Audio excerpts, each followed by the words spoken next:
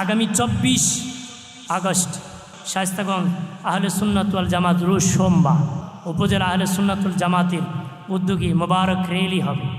প্রতি বছর হয়, আপনারা সেখানে অংশগ্রহণ করবেন। আপনাদেরকে দাওয়াত করতেছি, সকলকে আমি দাওয়াত করতেছি, আপনারা সেখানে অংশগ্রহণ করবেন। এই দিন একটু আগে যাবেন কেন, আসরের আগে, যে আসরের নামাজটা রেল মসজিদও পড়বেন। পারবেন নি আপনারা?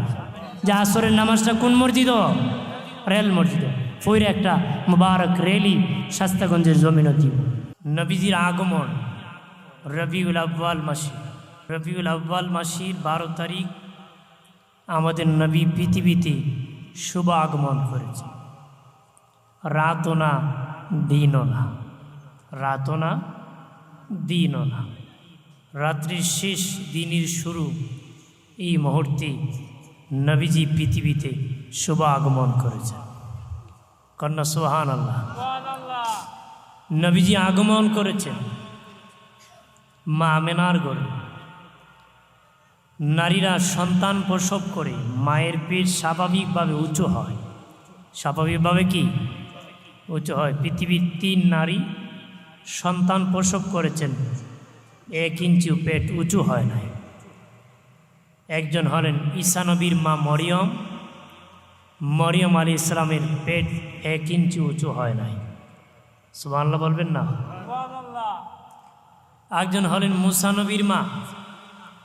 মুসা নবী যখন পেটে ছিলেন তখন ওনার মায়ের পেটও 1 ইঞ্চি উঁচু হয় নাই। আরেকজন আমাদের নবীর মা আমেনা, নবী যখন পেটে ছিলেন মা আমেনার পেট 1 ইঞ্চি উঁচু হয় নাই। আর জোরে বলি আল্লাহ সুবহানাহু ওয়া তাআলা সর্বপ্রথম আমাদের নবীর নূরকে সৃষ্টি করেছেন। সর্বপ্রথম কি সৃষ্টি করেছেন? নবীর নূরকে সৃষ্টি করেছেন। আল্লাহ হলেন স্রষ্টা, নবী হলেন কি? সৃষ্টি। আল্লাহ সৃষ্টি করেছেন নবীকে। কি সৃষ্টি করেছেন? নূর সৃষ্টি করেছেন। আল্লাহ প্রকাশ পাবেন। বলেন আল্লাহ যদি বলেন লা ইলাহা ইল্লাল্লাহ, তাহলে আল্লাহগিরি থাকবো? আল্লাহ যদি আল্লাহ আল্লাহ করেন আল্লাহগিরি থাকবো? আল্লাহ যদি সেজদা করেন আল্লাহগিরি থাকবো? তাহলে আল্লাহ দিয়ে প্রকাশ পাবেন কেমনে? আল্লাহ বলেন আমি আমার হাবিব বানাবো, আমি আদম বানাবো, মানব জাতি বানাবো, আমি আদমকে বানাবো, তাদের মধ্যে আমি প্রকাশ পাবো। ধরে কন্যা সুবহানাল্লাহ। তারা বলবে আমি যে এক আল্লাহ আছি, সৃষ্টিকর্তা, আমি সৃষ্টি করেছি। আমার আল্লাহ সুবহানাহু ওয়া তাআলা বহু জাতি পৃথিবীতে সৃষ্টি করেছেন। এর মধ্যে জিন জাতিকেও আল্লাহ পৃথিবীতে পাঠিয়েছিলেন। জিন জাতি, জিন জাতিরা যখন আল্লাহর হুকুমকে অমান্য করলো, বাবাজি জিন জাতি যখন আল্লাহর হুকুম লঙ্ঘন করলো, আল্লাহকে মানল না, অস্বীকার করল, তখন আল্লাহ বলেন আমি জিন জাতিকে পৃথিবীর থেকে বিতাড়িত করে দিব। পৃথিবীতে কি করব? বিতাড়িত করে দিব। এই পৃথিবীতে জিন জাতিকে রাখব। ফেরেশতাকে ডেকে বললেন ফেরেশতারা যাও এই জমিন থেকে জিন জাতিকে বাহির করে দাও। বাবাজি জিন জাতিকে এই জমিন থেকে বের করে দেওয়া হলো। তখন ইবলিসের বয়স ছিল 10 বছর। আমাদের যেমনি 2 বছর, 2 বছরে যত বড় হয়, জিন জাতির 10 বছরে এত বড় হয়। 2 বছরের বাচ্চা যেমন একটু একটু হাঁটে, ওই জিন ইবলিস শয়তান একটু একটু হাঁটতেছে। ফেরেশতারা বলে মালিক অত ছোট্ট, তারে বিতাড়িত করি না, তারে নিয়ে নিয়ে আমাদের সাথে। আল্লাহর কুদরত বোঝা যায় না। আল্লাহ বলেন ঠিক আছে, তাকে তোমরা সাথে নিয়ে নাও। ইবলিসকে আসমানে উঠায় নিল ফেরেশতারা। বাবাজি জ্ঞানী হতে হতে ফেরেশতাদের সরদার হয়েছে। এমনকি সে যখন বয়ান করতো ফেরেশতারা পর্যন্ত কান্না করতো। কান্না তার বয়ানে। আল্লাহ বলেন আমি আদম বানাবো, মানব জাতি বানাবো, আমি আদম বানাবো, রে ফিরিস্তারা খেয়ে মাটি আনতে পারবি? আল্লাহ বলেন, ইসরাফিল তুমি মাটি আনো। ইসরাফিল মাটি আনতে গিয়েছি, মাটি কান্নায় ভেঙে পড়েছে। ইসরাফিল বলে, মাটি কি জন্য কাঁদো? মাটি বলে, আমি তো তোমার ক্ষতি করি নাই, তুমি কেন আমার ক্ষতি করবা? আমাকে খুদ করবা কেন? তখন কয়, ঠিকই আছে, তুমি তো আমার ক্ষতি করো নাই, কেন আমি তোমার ক্ষতি করব?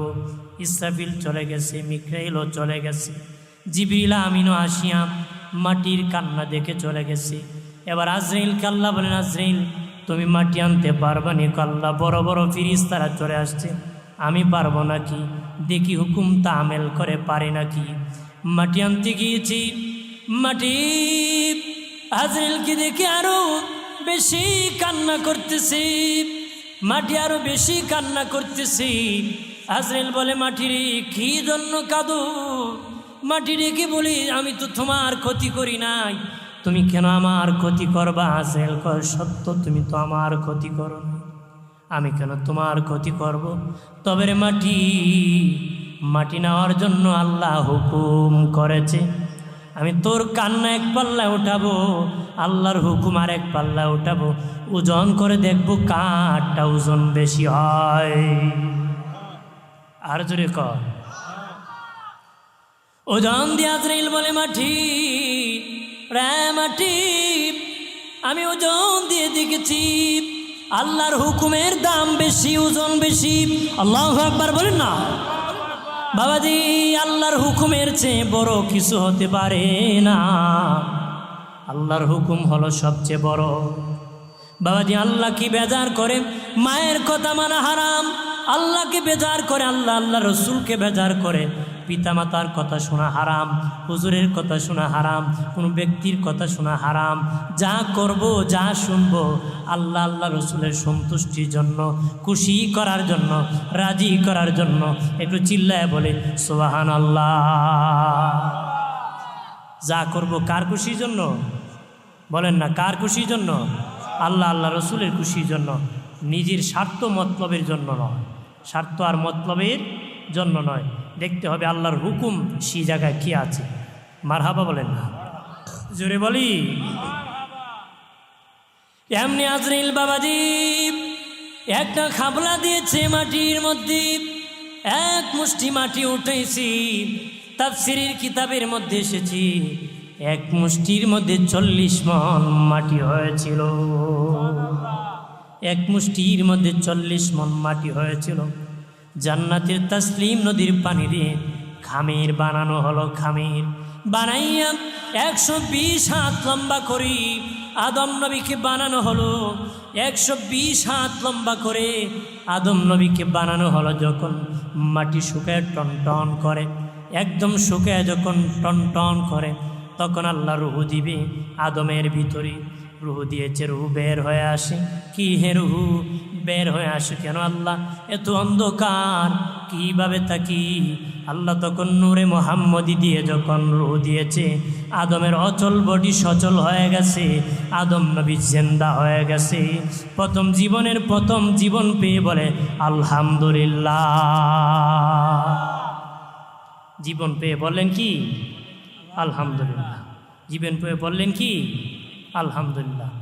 আল্লাহ বলেন, ফিরিস্তারা, রে ফিরিস্তারা, আমার আদম বলেছিলাম মারামারি করবি, কাটাকাটি করবি, এই দেখো আমার আদম জীবনের প্রথম জীবন পেয়ে বলেছে আলহামদুলিল্লাহ।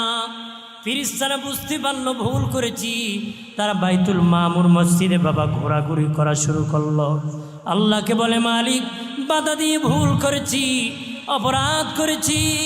আল্লাহ বলেন, ক্ষমা করে দিয়েছি, তবে বাইতুল মামুরের বরাবর নিচে তোমরা পৃথিবীতে একটা ঘর বানায় দাও, যেটা হবে মক্কা ঘর, কাবা ঘর। সেই ঘর তোমরা যেমন ভুল করে ওই বাইতুল মামুর ঘরের চতুর্দিকে ঘোরাঘুরি করার কারণে আমি মাফ করে দিছি।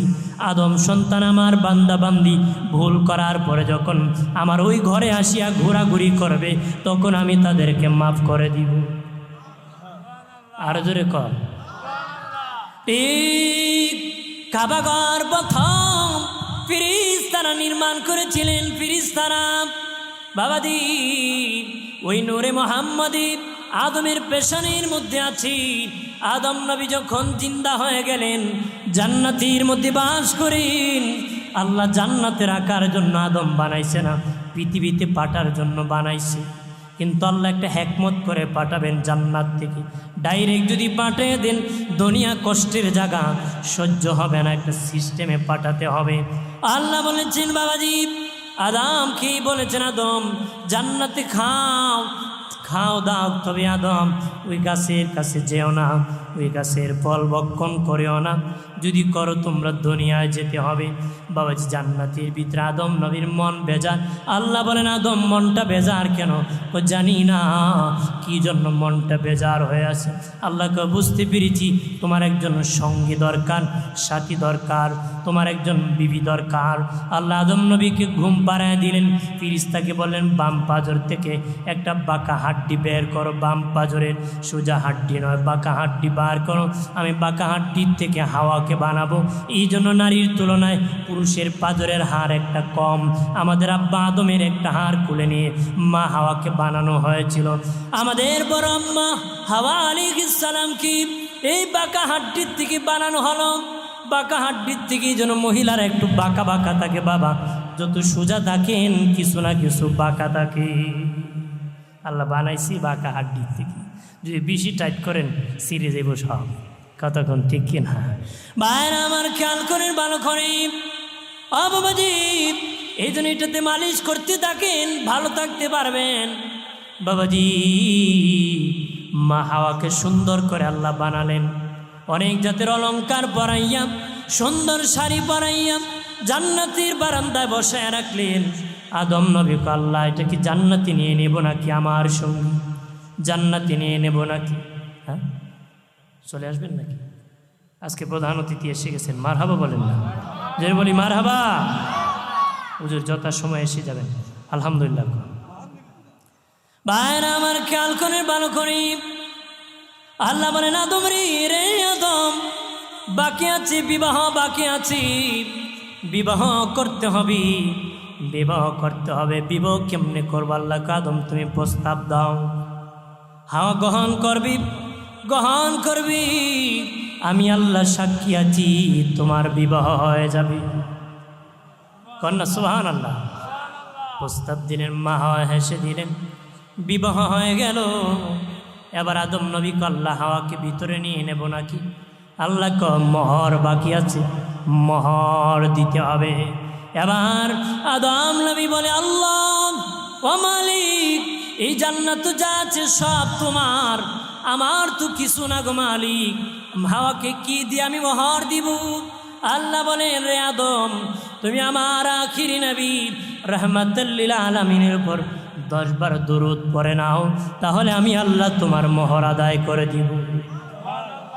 সুবহানাল্লাহ। কন্যা 10 বার দরুদ পড়ে নাও, তাহলে আমি আল্লাহ তোমার মোহর আদায় করে দিব। এই জন্য বিবাহ করতে নিম্নে 10 দিরহাম দিতে হয়। 10 দিরহামের কম দিলে মোহর হয় না। আদম নবী 10 বার দুরূদ পড়েছিলেন আমাদের নবীর উপর। আল্লাহ কো আদম তোমার মোহর আমি আদায় করে দিছি। ভাইরা আমার খেয়াল করেন ভালো করে। ও বাবাজি জান্নাতের ভিতর বাস করেন। মা হাওয়ার মন বেজার। আদম নবী বলে রে হাওয়া তোমার মন বেজার কেন? মা হাওয়া বলে জান্নাতের গ্লাস লাগানো আছে, মুখ দেখা যায়, দেহ দেখা যায়, আমি গ্লাসের মধ্যে দেখেছি তোমার চেয়ে আমি বেশি সুন্দর, তোমার চেয়ে আমি বেশি সুন্দর, এই জন্য আমি বেজার, আমার স্বামী কম সুন্দর। আদম নবী কল্লা হাওয়ারি বলে সে নাকি আমার চেয়ে বেশি সুন্দর, সে আমাকে রেখে চলে যাবে নাকি, চলে যাবে নাকি? ভয় হয়ে গেল। আল্লাহ না আদম যাওয়ার সুযোগ নাই, পৃথিবীতে আর কোনো মানুষই নাই, কার সাথে যাবে? হাওয়া থাকবে। তারপরে আদম নবী কল্লা আমার তো ভয় হয় আমার হাওয়াকে, যে আল্লাহ তুমি এত সুন্দর করে বানাইছো, ওই আল্লাহ ইচ্ছা করলে আমি আদমকে আরো সুন্দর করে বানাইতে পারো।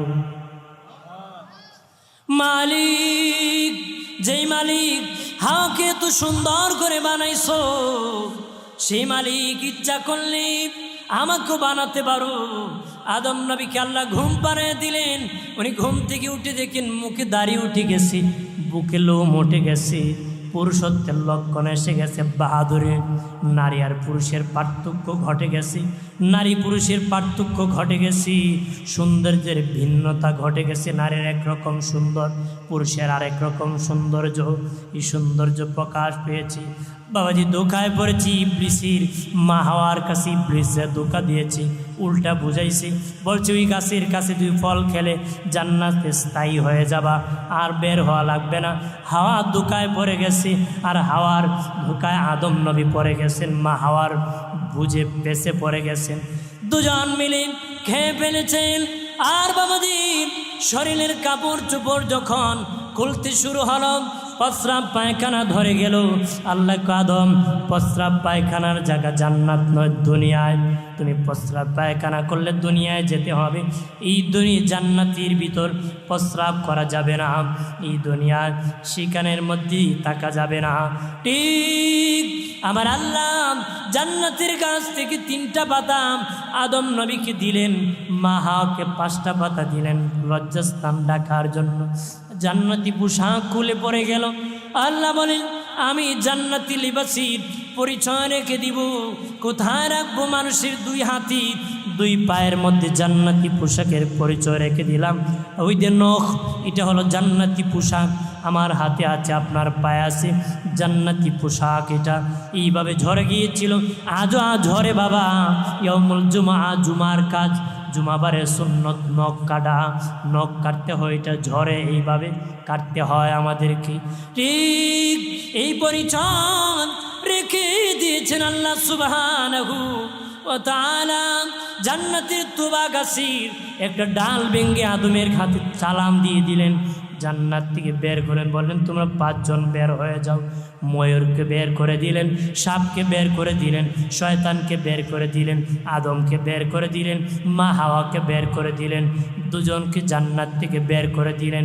আমাদের বড় আব্বা আদম আলাইহিস সালামকে শ্রীলঙ্কায় ফেলে দিলেন, বড় আম্মা হাওয়া আলাইহিস সালামকে জেদ্দায় ফেলে দিলেন। বড় আম্মা হাওয়া আলাইহিস সালাম বলেন আমার সন্তান যদি আমি হাওয়ার জন্য দোয়া করি, আমি হাওয়া কথা দিতেছি কিয়ামতের দিন আমার সন্তান, ওই সন্তানকে রেখে জান্নাতে যাব না। আর জোরে বলি, 2 জন দুনিয়ায় চলে আসলেন। বাবাজি 350 বছর পরে দেখা হলো, 350 বছর পরে আরাফার ময়দানে দেখা হলো। 2 জনের মিলন মেলা হলো। একজন আরেকজনকে জড়ায় ধরে কান্না দিল। 350 বছর আল্লাহ কান্দাইছে। কান্দানোর পরে আরাফার মাঠে একত্র করেছি। তখন আদম নবী আমাদের নবীর উসিলা নিয়ে দোয়া চেয়েছেন, দোয়া করেছেন। আল্লাহ বলেন আদম, রে আদম, তুমি যদি আমার ওই হাবিবের নাম নি 350 বছর আগেই দোয়া করতাম, আমি কবুল করে নিতাম। আজকে যেহেতু আমার রহমতের নবীর নাম নিয়ে দোয়া করেছো, আমি তো আর রাখতে পারি না, আমি কবুল করে নিলাম, তোমার দোয়া মঞ্জুর করে নিলাম। এতদিন ছিল তুমি আব্দুল্লাহ, এখন তোমারে আমি নবী উল্লাহ বানায় দিলাম। এতদিন তুমি আল্লাহর বান্দা ছিলাম, এখন তোমাকে নবুয়তি আমি দান করলাম, নবী আমি বানায় দিলাম। কি বানায় দিলে? নবী বানায় দিলে। আদম নবীর ঘরে জোড়ায় জোড়ায় সন্তান হতো। 119 জোড়া সন্তান হলো, 119 জোড়া সন্তান হলো। বাবাজি এর মধ্যে একা এসেছিলেন হযরত শীশ আলাইহিস সালাম। শিশির কপালে ছিল নূরে মুহাম্মাদি, শিশির কপালে ছিল নূরে মুহাম্মাদি। বাবাজি আদম নবী তার সন্তানের সামনে ওয়াজ করতেন, নসিহত করতেন। আমাদের ওয়াজ করলে মাইকিং করতে হয়, পোস্টার করতে হয়, ব্যানার করতে হয়, কিন্তু আদম নবীর পোস্টার করতে হয় না, ব্যানার করতে হয় না, মাইকিং করতে হয় না। কারণ ওনারই হলো 119 জোড়া সন্তান, তাদের সামনে তিনি ওয়াজ করবেন। ওয়াজ বিষয় হলো আখিরি নবী, শেষ নবীর আলোচনা। ওনার সন্তান সিজদারে বলেন আব্বা আপনি একজন নবী, উনি একজন নবী, আপনি একজন পয়গাম্বর। উনি একজন পয়গাম্বর, আপনি শুধু ওনার প্রশংসা করেন, ওনার আলোচনা বারবার করেন কেন? আদম নবী বলে, বাবা শিশি, উনি এমন একজন নবী, ওনার আলোচনা করে তো শেষ করা যাবে না, ওনার উম্মতের আলোচনা করেও শেষ করা যাবে না। ওনার এমন উম্মত জানুনি, ওনার উম্মতকে আল্লাহ এত ছাড় দিবে, আমি আদমকেও এত ছাড় আল্লাহ দেয় নাই। জোরে কর না। ওই নবীর উম্মতকে এত ছাড় দিবে, আমি আদমকে ছাড় দেয় নাই রে বাবা। শীষ দেখে বলে, বাবা কিরকম ছাড় দিয়েছি? শোনো বাবা, আমি আর তোর মা যখন জান্নাতে ভুল করেছি, আমাদের কাপড় চোপড় আল্লাহ খুলে নিছে, আমাদের কাপড় চোপড় আল্লাহ খুলে নিয়েছে। কিন্তু ওই নবীর উম্মত যতই ভুল করুক, তাদের কাপড় চোপড় আল্লাহ খুলে নিবে না। কিন্তু আমি আর তোর মাকে ছাড় দে নাই, ওই উম্মতকে আল্লাহ ছাড় দিবি।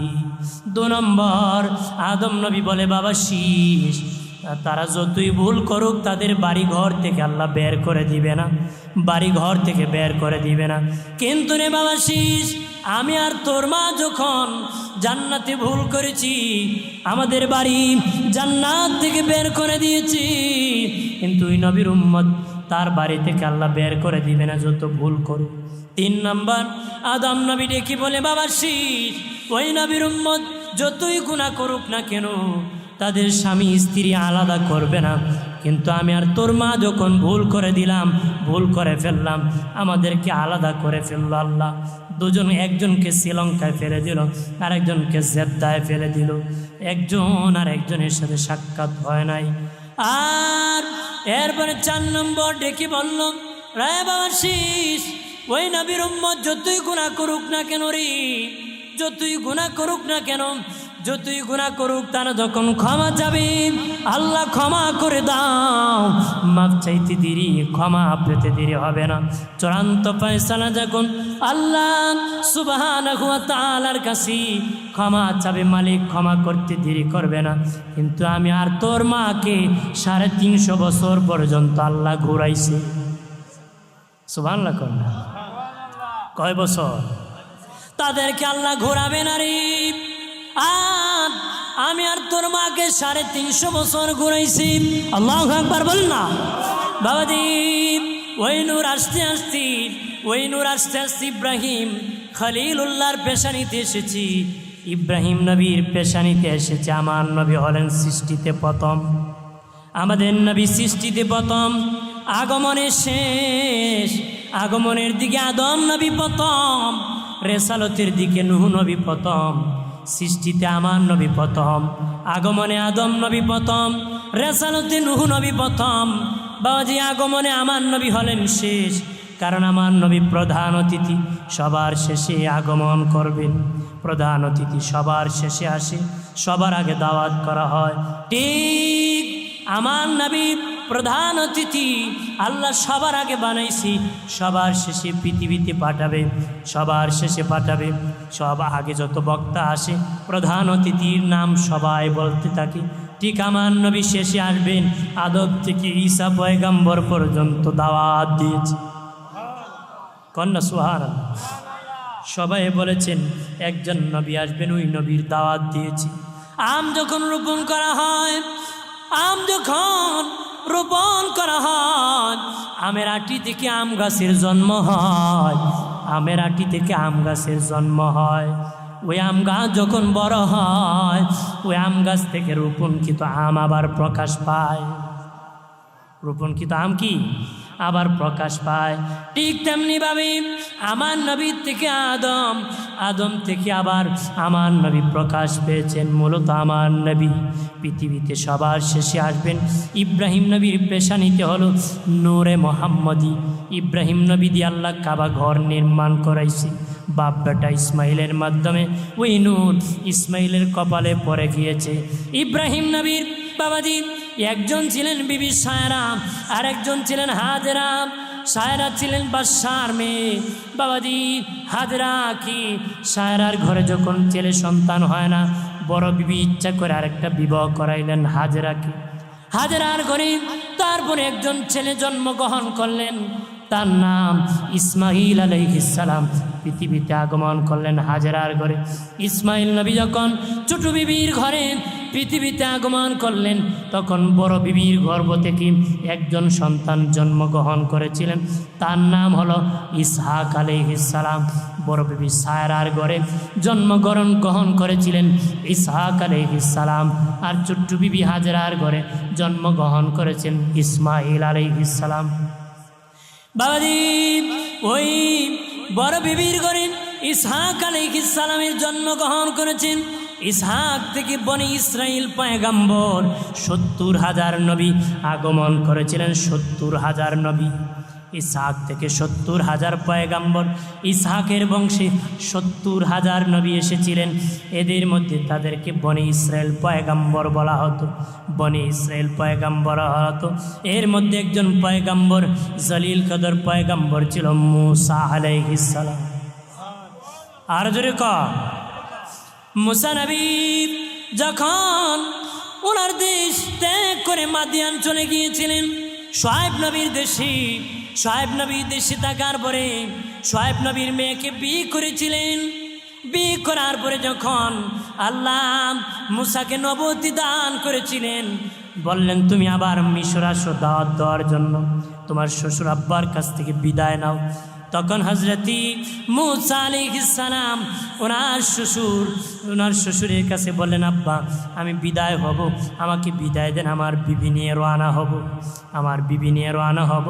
মুসা আলাইহিস সালাম রওনা হবেন যখন ওনার শ্বশুর শুআয়ব বলল, বাবা তুমি আমার কাছে কিছু উপহার চাও, উপহার চাও। তখন হযরত মুসা নবী বললেন, আব্বা যদি অনুমতি দেন আপনার হাতের লাঠি কানে আমি উপহার চাই। এটা বলার একটা কারণ, টার্গেট মিলাদুন্নবী। টার্গেট কি?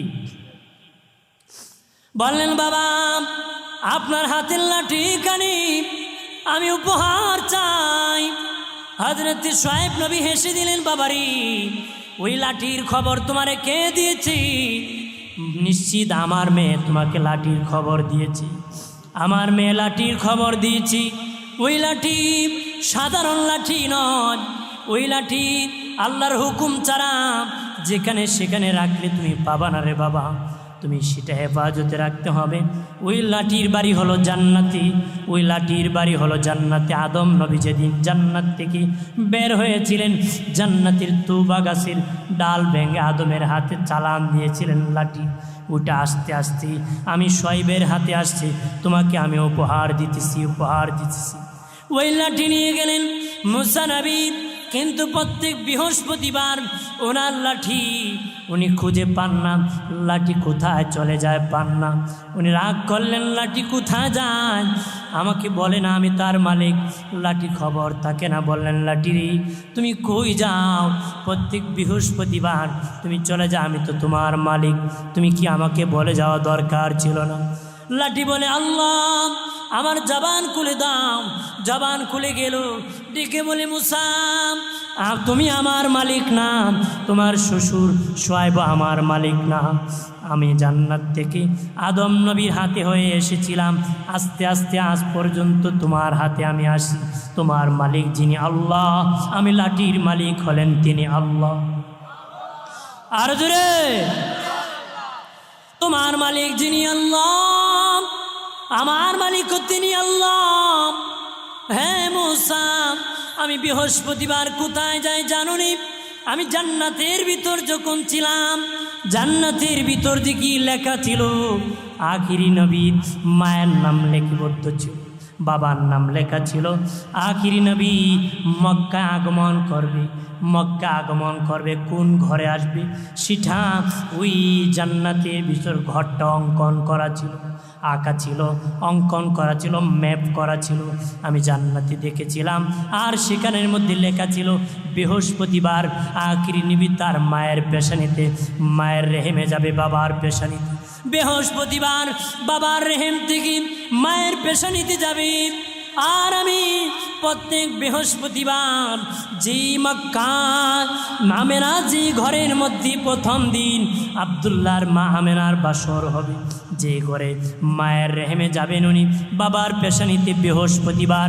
এই জন্য আমি বৃহস্পতিবার প্রতিদিন সেই ঘরের মধ্যে মক্কা মুআজ্জমায় চলে যাই, মক্কা মুআজ্জমায় চলে যাইয়া যেই ঘরের মধ্যে বৃহস্পতিবার বাবার পেশানিতে মায়ের রেহেমে যাবেন ওই ঘরের চতুর্দিকে আমি তাওয়াফ করতে থাকি আর ওই নবীর প্রতি দরুদ শরীফ পড়তে থাকি।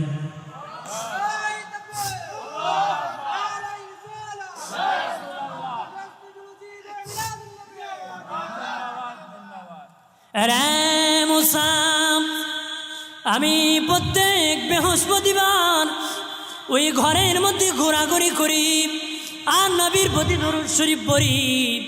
আমি কতদিন থাকবো? আখিরি নবী আসার আগ পর্যন্ত এই দুনিয়া আমি লাঠি বাস করব। আর জোরে বলি, নবীজি সোমবার বৃহস্পতিবার নবী রোজা রাখতেন, প্রত্যেক সোমবার বৃহস্পতিবার রোজা রাখতেন। সাহাবায়ে কেরাম বললেন, নবীজি ও মায়ের নবী প্রতি সোমবার বৃহস্পতিবার কেন গো রোজা রাখেন? নবী বলেন, বৃহস্পতিবার বাবা আমার বাবার পেশানিতে মায়ের রেহেমে আমি গিয়েছিলাম, বাবার পেশানিতে থেকে মায়ের রেহেমে গিয়েছিলাম, এই জন্য আমি শুকরিয়া তান বৃহস্পতিবার রোজা রাখি। আর সোমবার আমি পৃথিবীতে আগমন করেছিলাম, এই জন্য আমি শুকরিয়া তান সোমবারে রোজা রাখি। বাইরে আমার খেয়াল করেন ভালো করে, নবীজি দুটা রোজা রাখতেন নবীর আগমনে, নবীদের আগমনে দুটা রোজা রাখতেন, সোমবার বৃহস্পতিবার দুটা রোজা রাখতেন নবীজি। অনেকে বলে কোন নবী রাখতেন রোজা, এরা করে মিছিল, কতক্ষণ ঠিক কিনা? ওরা কয় নবী রাখতেন রোজা, ওরা কলে মিছিল র্যালি করে। বাবাজি মিলাদুন্নবী বেদাত বলে, তারপরে কয় বেদাত না মানলাম মিলাদুন্নবী, তবে নবী তো মিলাদুন্নবী পালন করেছেন রোজা রেখে, তোমরাই করো আনন্দ করে, বলে কি না? যেরকম বলে না নবী রোজা রাখছেন, এই জন্য আমরা রোজা রাখি না, আমরা নাকি খালি রেলি করি। বাবা তুমি অন্তত রোজা রেখে মিলাদুন্নবী পালন করো না, এইটাও করতো না, কথা কয় না। হে বাবাজি, তাহলে আমি ধরে নিই নবীজি মিলাদুন্নবী রোজা রেখে পালন করেছেন, নবী পালন করেছেন, নবীর মিলাদ নবী রোজা রেখে পালন করেছেন। বাবাজি তোমরা যারা আছো রেলি করো না, বেজার হয় না, অন্তত পক্ষ রোজাটা রাখো, অন্তত পক্ষ রোজা রাখো। তাহলে কোন দিন রাখবা? 12 তারিখ রাখবা না সোমবারে রাখবা? বৃহস্পতিবার রাখবা না রবিউল আউয়ালের 12 তারিখ রাখবা?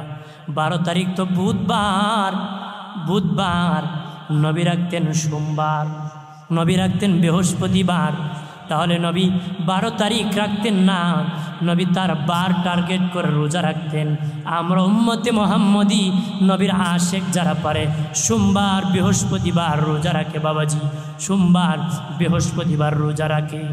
আর রবিউল আউয়ালের 12 তারিখ টার্গেট করে আমরা আনন্দিত হই, খুশি হোক মঙ্গলবার হোক শনিবার হোক জুমাবার, এটা তারিখ টার্গেট করে আমরা আনন্দিত হই, র্যালি দিই, মিছিল করে। আর নবী রোজা রেখেছিলেন সোমবার বৃহস্পতিবার, এই জন্য আমরা যারা পারি সোমবার বৃহস্পতিবার রোজা রাখি। আমরা বলতে পারি তোমরা পালন করো না, তোমরা রোজা রাখো না, রেলিও করো না, তোমরা বলো আমরা সিরাতুন্নবী মানি না। আমি বলি সিরাতুন্নবী কি বাবা? আমাকে একটু বলবা সিরাতুন্নবী কেমনে পালন করো? আমরা সিরাত মানি না, তোমরা মিলাদ মানো, তোমরা মিলাদ মানো না, তোমরা সিরাত মানো, আমরা মিলাদ মানি, সিরাত মানি না। তোমরা বলিও না, তহমত দিও না, মিথ্যা কথা বলিও না, মিথ্যাবাদীর উপর আল্লাহ লানত। আমরা সিরাতও মানি, মিলাদও মানি, মিলাদও মানি, সিরাতও মানি। সিরাত যার, মিলাদ তার, মিলাদ যার, সিরাত তার। বাবাজি যদি সে বলেন তারা সিরাতুন্নবী পালন করে, আমরা করি না, ওকে বলবা সিরাতুন্নবী কোনো প্যান্ডেল টাঙ্গায়া করার জিনিস না, সিরাত আমার জীবন বৃত্তান্ত, জীবনের সঙ্গ হবে। আমি দাড়ি রেখেছি, আমি টুপি লাগাইছি, পাঞ্জাবি পরেছি, আমি নামাজ পড়ি, আমি রোজা রাখি, হজ ফরজ হলে হজ করি। আমার সারা জীবনটা সিরাতে ভরপুর আছে, আমার জীবনটা সিরাতে ভরপুর আছে। আর রবিউল আউয়ালের 12 তারিখ নবী আগমন করেছিলেন রবিউল আউয়াল মাসে। আমরা সেদিন ঈদে আগমন ঘটনা ঘটে একবার, স্মরণ হয় বারবার, যতবার স্মরণ হয় আনন্দ লাগে ততবার। ঘটনা ঘটে একবার, স্মরণ হয় বারবার, যতবার স্মরণ হয় আনন্দ লাগে মুমিনের ততবার। সুবহানাল্লাহ বলেন না। ১৫০০ বছর আগে রবিউল আউয়ালের 12 তারিখ নবী পৃথিবীতে শুভ আগমন করেছিলেন। আজও মুমিনের অন্তরে সেই স্মৃতিটা স্মরণ হয়। নবী এই বৎসর আসবেন না, এটা আমরা বলি না যে এই বৎসর নবী এসেছেন, আমরা বলি ১৫০০ বছর আগে নবী এসেছিলেন। আসার কারণে আকাশ খুশি হয়েছিল, বাতাস খুশি হয়েছিল, নদী খুশি হয়েছিল, সাগর খুশি হয়েছিল, বাবাজি পৃথিবীর সব খুশি হয়েছিল। বাবাজি হাজার হাজার বছর ধরে অগ্নিকুণ্ড জ্বালায় রেখেছে, আগুনের পূজা করত, ওই অগ্নিকুণ্ড পানি হয়ে গিয়েছিল, আগুন নিভে গিয়েছিল। কাবা ঘরের মূর্তি সেজদায় পড়ে গিয়েছিল, কাবা ঘরের মূর্তি সেজদায় পড়েছিল। আব্দে মুত্তালিব বলে কাবা ঘর আমার মা আমেনার ঘরের দিকে ঝুঁকে গিয়েছিল, কাবা ঘর পর্যন্ত ঝুঁকে গিয়েছিল। আজই আসিয়া এসেছিল, হাজারা এসেছিল, মরিয়ম এসেছিল, আদম থেকে ঈসা পয়গাম্বর পর্যন্ত এই আনন্দে খুশি হয়ে হাজিরা দিয়েছিল শেষ নবীর আগমন করবে, সবাই খুশি হয়েছিল। এই জন্য আমরা তো ওই সময় ছিলাম না, আমাদের নবী ১৫০০ বছর আগে এসেছিলেন। আজও আমাদের অন্তরে সে উদিত হয়, তারা খুশি হয়েছিল। আমাদের নবী রাহমাতাল লিল আলামিনের আগমন হয়েছিল, ওই খুশিতে আমরা আনন্দিত হই।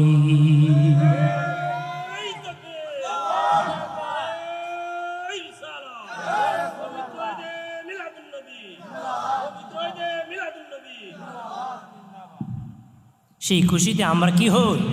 আনন্দিত হই। নবী এসেছিলেন ১৫০০ বছর, ওই স্মৃতি স্মরণ করে আমরা আনন্দিত।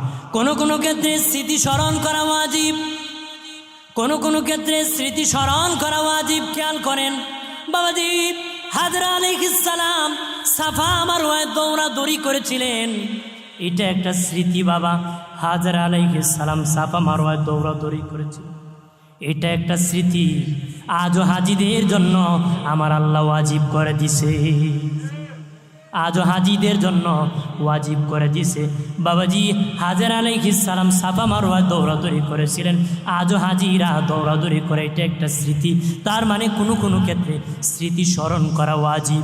ঠিক আমাদের নবী আখিরি নবী রাহমাতাল লিল আলামিন ১৫০০ বছর আগে পৃথিবীতে এসেছিলেন, সেই খুশিতে আমরা আনন্দিত হই, খুশি হই বাবাজি।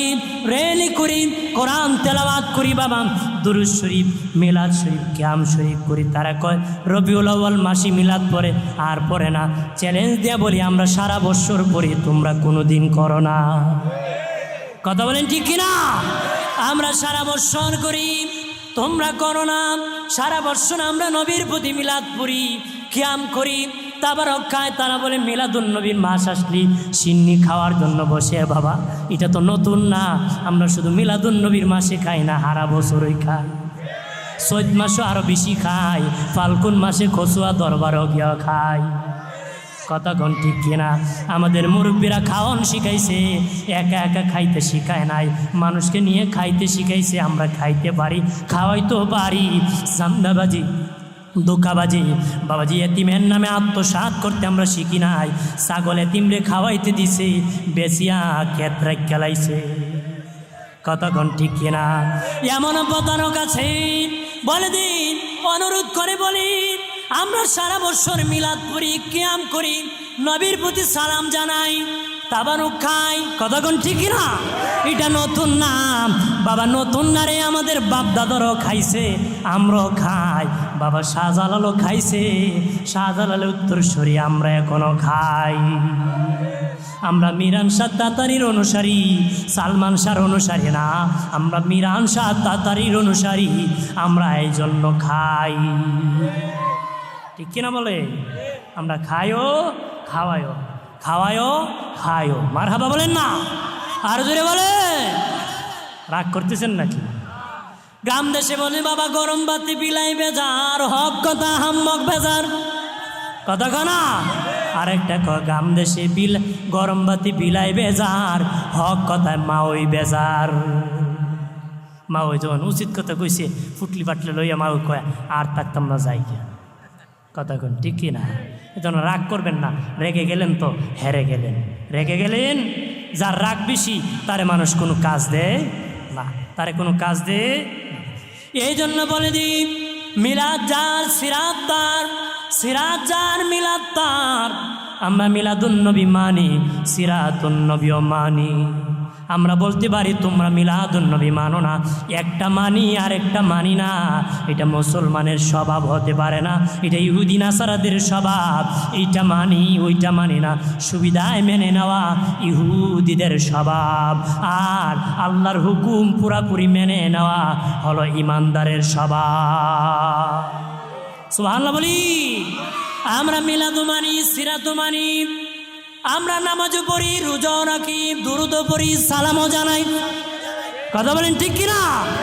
ভাইরা আমার খেয়াল করেন, ভালোভাবে বকাবকি করব না, আমি গালাগালি করি না, সুন্দর বাবায় বসে বলে দিতেছি। মাইকের আওয়াজ যারা শুনতেছি, আমার মতন রেলি করে আমি বলি না। তোমরা যারা আছো রেলি পছন্দ করো না, আমি বলি না ভাই আমার সাথে তুমি রেলি করো, তবে তোমার পায়ে ধরে বলি নবীর আগমনে রাগ করিও না, গুসা করিও না, বেজার হয় না। খুশি থাকো, তোমার ঘরে বসো খুশি থাকো, বেজার হয় না। যদি বেজার হও ইমান থাকবে না রে বাবাজি। যে কোনোভাবে নবীর প্রতি খুশি থাকো, নবীর আগমনে খুশি থাকো, তাহলে মদিনার নবী খুশি থাকবে।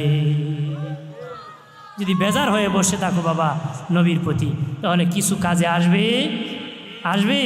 এই জন্য যেইভাবে হোক নবীর প্রতি খুশি থাকো, নবীর আগমনে খুশি হও, আনন্দিত হও, বেজার হও না। কারণ বেজার হয়েছিল ইবলিস, বেজার হয়েছিল কি? যে কোনোভাবে বাবা খুশি থাকো, বেজার হইও না, বেজার হইও না, আনন্দিত হও, খুশি হও। আর রোজা রাখলে সোমবার বৃহস্পতিবার রোজা রাখো, সোমবার বৃহস্পতিবার রোজা রাখো। আমরা রবিউল আউয়ালের 12 তারিখ মাসকে টার্গেট করে, বারকে টার্গেট করে, তারিখকে টার্গেট করে আমরা র্যালি করি, মিছিল করি। সুবহানাল্লাহ কন্যা জোরে কোন সুবহানাল্লাহ। আমার প্রাণের বাবাজি খেয়াল করেন ভালোভাবে। শাহ ওলিউল্লাহ মুহাদ্দিস দেহলভী রাহমাতুল্লাহ আলাইহি বলেন, আমার বাবা শাহ আব্দুর রহিম মুহাদ্দিস দেহলভী, আমার বাবা প্রতি বছর 12 রবিউল আউয়াল পালন করতেন। শাহ ওলিউল্লাহ মুহাদ্দিস দেহলভী ওনার কিতাবের মধ্যে লিখেছেন, আমার বাবা শাহ আব্দুর রহিম মুহাদ্দিস দেহলভী প্রতি বছর ওনার বাড়িতে রবিউল আউয়াল মাসে মিলাদুন নবী পালন করতেন, তাবারুক করতেন, গোস্ত দিয়ে তাবারুক করতেন। এক বছর বাড়ির মধ্যে অভাব এসে গেল, বাড়ির মধ্যে অভাব এসে গেল, ফসল আদি হলো না, কীভাবে পালন করবেন?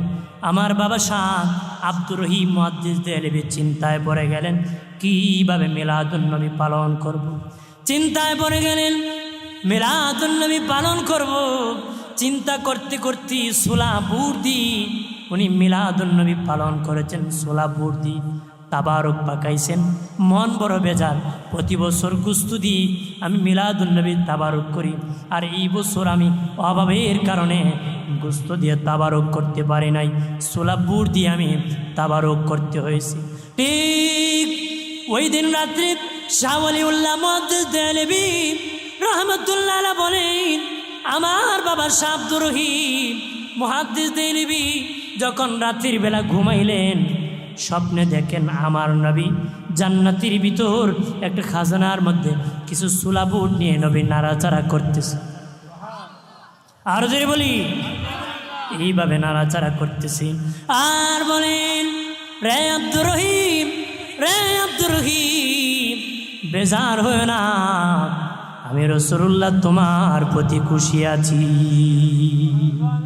সুবহানাল্লাহ বলি। নবী বলতেছে, আব্দুর রহিম আমি তোমার প্রতি খুশি আছি, তাহলে মিলাদুন নবী পালন করলে নবী খুশি হয়। এই জন্য আমরা উম্মতে মুহাম্মদী যারা আছি নবীকে খুশি রাজি করতে চাই। হাজরিন, তাহলে নবীর আগমনে খুশি হব না বেজার হব? বলেন। অনেকে আছে না বুঝে কয় বেজার হয়েছে, না বুঝলে এই কথা কইতো না, বুঝলে এই কথা কি বলতো না। নবীর আগমনে মিলাদুন্নবী, মিলাদ ভয় মিলাদুন্নবী তো নাই। মিলাদ মানে কি? হ্যাঁ, জন্ম। নবী মানে নবী, মতলব নবীর জন্ম, নবীর জন্মের ঈদ, নবীর জন্মের ঈদ। তো যদি কয় মিলাদুই নাই নবীর, তাহলে জন্ম নাই কয় নাকি কয়? তাহলে নবী কি আল্লাহ নাকি? বলেন, জন্ম নাই কার? আল্লাহ। জন্ম নাই কার? আল্লাহ। নবীর জন্ম আছে কি না? মিলাদ নাই কার? আল্লাহ। কার মিলাদ নাই? মিলাদ আছে কার? আমাদের নবী। যদি কেউ কেউ নবীরও নাই, তাহলে হ্যাঁ নবীর আল্লাহ মনে করে। কথা কনা নবীরে কি মনে করে? বলেন, আল্লাহ মনে করলে ইমান থাকবো? তার মানে যদি নবীরে নবী মানো, নবীর মিলাদুন্নবী মানতে হবে। নবী মিলাদুন্নবী কি? নবীরে যদি নবী মানো, নবীর মিলাদ মানতে হবে। ও বাবাজি, এই জন্য মেনে নেই, বাড়াবাড়ি করার দরকার নাই। অনেকটাই মেনে নিছে বাবা। আগে অনেক কঠিন আছিল, তারা এখন একটু সহজ হইছে। আগে হুনলুই বাবা ফাঁক করে উঠত, এখন মিলাদুন্নবীর মাহফিল করা যায়, র্যালি করা যায় না। কথা কনা আগে মানুষ মুরব্বীরা জানেন, আগে তারা বলতো গ্রামে জুম্মা হয় না, শহরে জুম্মা পড়তে হবে, কইতো না? মুরব্বীরা জানেন। এরা আগে অনেক কিছুই হইতো না। এরা আগে কইতো গ্রামও জুম্মা হইতো না, শহরও পড়া লাগবে, এই জন্য গ্রামও এরা পড়তো না, এরা শহরও যাইতো। কতক্ষণ না এরা সব গ্রাম থেকে গিয়া শহরও জুম্মা পড়তো। এখন কিন্তু এরা আর ফতুয়া এটা দেয় না, এরা নিজেরও গ্রামও জুম্মা পড়ে। তার মানে এরা ফতুয়া দেয় আগে, দলিল তুকায় পড়ে। কতক্ষণ না আমাদের মুরব্বীরা দলিল খুঁজে ফতুয়া দিছেন, এই জন্য আগেও জুম্মা গ্রামে পড়ছে, এখনও পড়ে। তোমরা আগে পড়তা না, এখন পড়ো। আগে হইতা না যায়, এখন যায়। তার মানে আগে ফতুয়া দেও, দলিল পরে খুঁজো। দলিল কি? আগে দোয়াল্লিনের মায়ের আসিল না? কতক্ষণ ওরা আমরা হইতো জল্লা গোষ্ঠী, হইতো না এরা হয়তো, এরা তো জল্লা গোষ্ঠী, নামই ঘুরিয়েছিল যে জল্লা গোষ্ঠী। কিতা পড়তো এরা? জোয়াল্লিন পড়তো। কি পড়তো? কিন্তু এরা এখন জোয়াল্লিন কেউ পড়েনি, কেউ জোয়াল্লিন পড়ে না। তার মানে ইডো ভুল বুঝাবুঝি নিরসন হয়েছে। এখন এরাও জোয়াল্লিন পড়ে না, আমরা যেমনি পড়ি, অর্থাৎ কোরআন যেইভাবে আছে সেইভাবে আমরা আগেও পড়ছি, এখনও পড়ি। তারা আগে কইতো না, জোয়াল্লিন পড়তো। কতক্ষণ ঠিক কিনা? তাহলে আর জোয়াল্লিন পড়ে না, ইটাও শেষ হয়েছে। আগে কইতো মিলাদুন্নবীর নাম শুনলেই কইতো আরাম, কিন্তু এখন তারাই কয় মিলাদুন্নবীর নামে, শানে রিসালতের নামে মাহফিল করা যায়, নফল সব পাওয়া যায়। তবে এইভাবে গান গাইয়া রেলি করণ যেত না।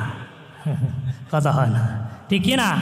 তে হেরাও করব, এটা বেশি দিন বাকি না, আস্তে আস্তে করব। আস্তে আস্তে কি এই রেলি করা খারাপ কিছু না।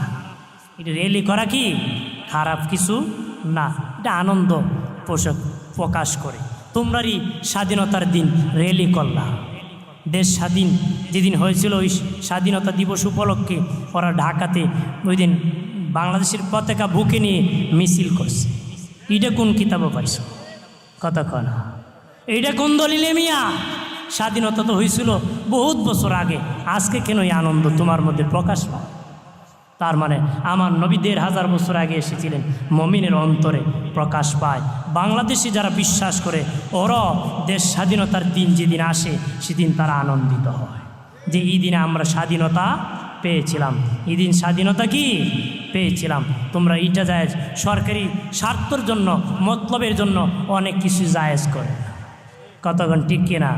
কিন্তু মতলবে আক্রমণ যেখানে, এইখানে না জায়েজ ফতোয়াবাজি চলতে পারে না।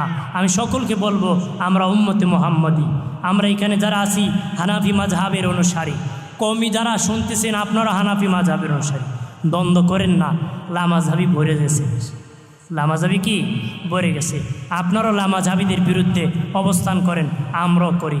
আমি কওমি ভাইদেরকে বলবো যে এইদিকে বেশি মনোযোগ দেন, যেন আহলে হাদিস লামাযহাবিরা ভরে গেছে, এদিকে মনোযোগ দিতে হবে। কারণ ওরা তো আস্তে আস্তে নাস্তিকতার দিকে চলে যায়। ওরা কী দিকে চলে যাবে? নাস্তিকতার দিকে ছিল, ইসলামের প্রতি চলে গেছে লামাজহাবির প্রতি, লামাজহাবির থেকে একদিন নাস্তিক হয়ে যাবে। কি হয়ে যাবে? নাস্তিক হয়ে যাবে, তার মানে ইসলাম থেকে বিচ্ছিন্ন হয়ে যাবে। এই খেদমত চালাতে হবে। এই খেদমত কি? আমাদেরকে ঐক্যবদ্ধ মাযহাবে হানাফি যারা আছি এইটার বিরুদ্ধে ঐক্যবদ্ধভাবে থাকতে হবে যেন, কারণ যারা মাযহাব মিল্লাতের খেদমত করবেন অবশ্যই তার মাধ্যমে সফলতা পাবেন, জান্নাতের সোজা রাস্তা পাবেন, এর বাইরে জান্নাতে যাওয়ার সুযোগ নাই। আমরা যেন এই মাযহাব মিল্লাতের খেদমত করতে পারি। আমাদের আকাবিরিন বুজুর্গানে দিন ওলি আল্লাহর যে পথ মত দেখিয়েছিলেন সেই পথের উপর থাকতে চাই কি না? যেরকম চাই কি না? আগামী 24 আগস্ট, কয় আগস্ট? 24 আগস্ট শায়েস্তাগঞ্জ আহলে সুন্নাত ওয়াল জামাত রোজ সোমবার, রোজ কি? সোমবার উপজেলা আহলে সুন্নাত ওয়াল জামাতের উদ্যোগী মোবারক র্যালি হবে। প্রতি বছর হয়, আপনারা সেখানে অংশগ্রহণ করবেন। আপনাদেরকে দাওয়াত করতেছি, সকলকে আমি দাওয়াত করতেছি, আপনারা সেখানে অংশগ্রহণ করবেন, যাবেন। এখানে তো আমাদের কাছাকাছি, আমরা তো এমনও চা খাওয়ার জন্য শায়েস্তাগঞ্জ চলে যায়। এই দিন একটু আগে যাবেন কেন? আসরের আগে, যে আসরের নামাজটা রেল মসজিদও পড়বেন, পারবেন নি আপনারা? যে আসরের নামাজটা কোন মসজিদও? রেল মসজিদে পড়ে একটা মুবারক র্যালি শায়েস্তাগঞ্জের জমিনও দিব, দিয়া চাটা খাইয়া চলে আইলাম, সব হইল, যাওয়া হইল। কতক্ষণ ঠিক কিনা? আমরা রাজি আছি তো? যাবেন, সকলেই অংশগ্রহণ করবেন, যাবেন। আমি হাত উঠাবো না, হাত নষ্ট করতে চাই না। আমরা মুমিন, আমাদের মুখেরই দাম বেশি, মুখেরই কি দাম বেশি। আপনারা বলেছেন যাবেন, আলহামদুলিল্লাহ, আলহামদুলিল্লাহ বলে আল্লাহ আমাদের সকলকে তৌফিক দান করুক, আমিন করুক।